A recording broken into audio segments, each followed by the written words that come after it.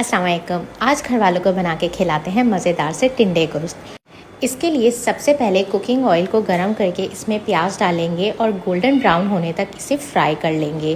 फिर इसमें 1 पाव गोश्त डालेंगे, अदरक लहसुन का पेस्ट डालेंगे और गोश्त का कलर चेंज होने तक मज़ीद फ्राई कर लेंगे। फिर इसमें टमाटर, खड़े गरम मसाले, पिसे हुए मसाले डालकर इतना भून लेंगे कि टमाटर गल जाएं।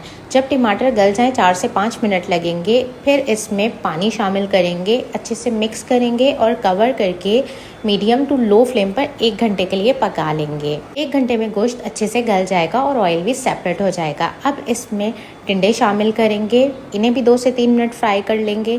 फिर इसमें पानी शामिल करेंगे जितना आपको मुनासिब लगे और मिक्स करके कवर करके 20 मिनट के लिए लो फ्लेम पर पका लेंगे। इसके बाद इस पे हरा धनिया डालकर इसे गर्मा गर्म नान के साथ सर्व करें। वाले कहेंगे वाह बहुत मज़ेदार।